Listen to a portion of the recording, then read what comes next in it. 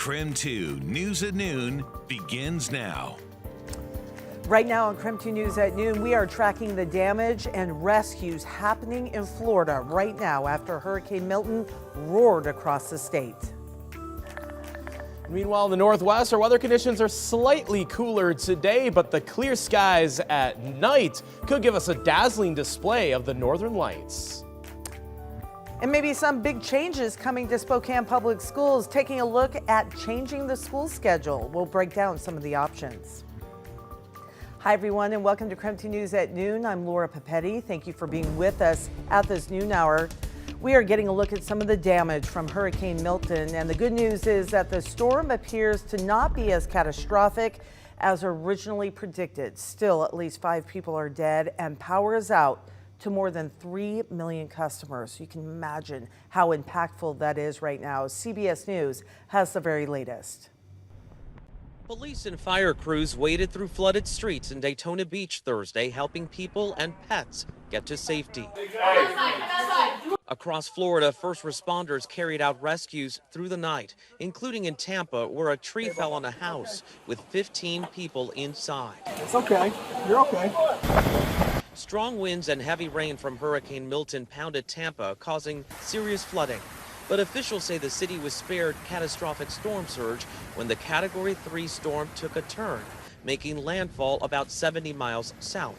The storm was significant, but thankfully this was not the worst case scenario. The storm did weaken before landfall, and the storm surge, as initially reported, has not been as significant overall as what was observed for Hurricane Helene. With the state still reeling from Helene, Milton brought new destruction. You guys out there want to do something, start praying, because that's the only thing that's going to fix this. It tore the roof off Tropicana Field in St. Petersburg, and fire officials say it likely sparked this house fire in Brooksville, Florida. Oh, violent tornado, violent.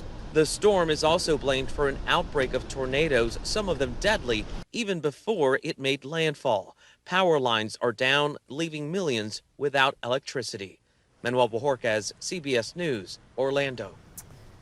And we are hearing from inland Northwest locals who are now literally driving toward Hurricane Milton to help with the aftermath. Just yesterday, a 15-member line crew from Spokane and North Idaho loaded their trucks and headed out. The cross-country journey will take the crew almost 40 hours, and once they arrive in Florida, they will get to work helping restore power to the millions in the path of the storm. We spoke to Avista about why they are making the 2,000-mile trip. We are proud to support our fellow utilities and communities. We know that the folks down in Florida have experienced, this is the second hurricane, and we're going to do everything we can to restore power to them. And we have seen those line crews in action, and they make such a difference. So good luck to all of them. Right now, there isn't a return date for the crew. They will be on the ground, they say, for as long as they are needed.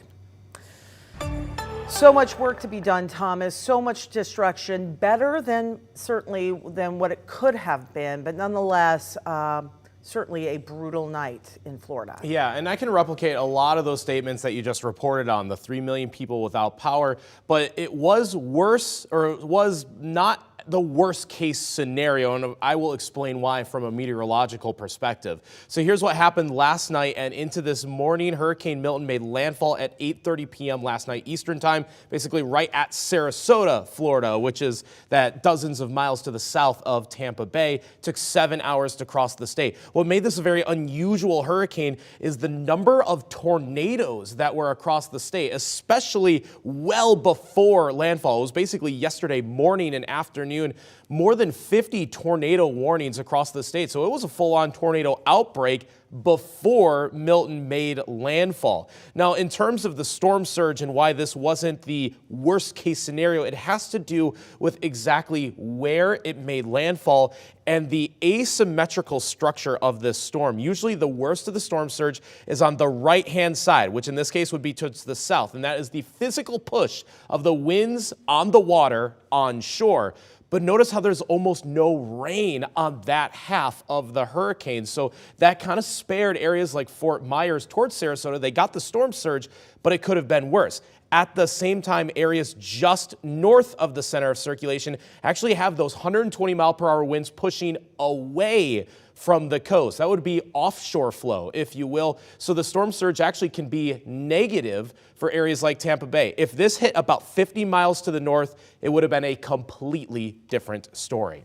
As for a quick check of our local forecast, right now we have mostly sunny conditions, and those sunny skies should persist all day long. And I'm focused in on not just how mild or comfortable it's going to be for today, of which it will be, of course, but on the northern lights potential for tonight. Remember, this is what happened on Monday night, and right now the forecast is for an even more stunning display, an even stronger solar storm for tonight. So coming up, I'll show you that forecast and what to do, when to look for those northern lights for this evening.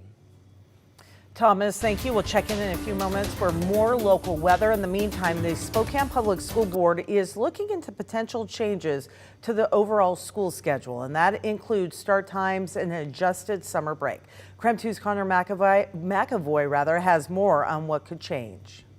Wednesday's school board meeting showed a change President Nikki Lockwood says has been talked about for the past year. To make the summer break a little shorter and to provide a few more breaks during the school year. And those breaks help students who need to catch up a little bit. A change to the school year calendar with an additional topic changing the everyday schedules of students and staff, creating later start times for students. A presentation by SPS Chief of Staff Heather Bybee relayed research she says showed later start times helping students academically in both grades and test scores. Teens, as they get a little bit older, they do like to stay up later, so that is part of their natural, kind of progression and circadian rhythms. Lockwood, like all members of the board, listened to Bybee present the research, emphasizing long-term discussions have to happen before the change can take effect. Talk about what's possible, talk about where there's opportunity, and then listen to those concepts through the lens of different perspectives across the community. Lockwood agrees. Addressing the start times and yearly calendar potentially changing aren't just a factor for students, as well as parents, teachers, and other staff with SPS. Any change that we do at the school district has just huge ripple effects, and so we really need our community to understand the why and then how this is going to look for them. That is Connor McAvoy reporting, and it should be noted the teachers union still needs to negotiate any of those changes. All right, still ahead on KREM 2 News at noon, the battle over hurricane misinformation. We'll break down some of the lies being told about the recent storms.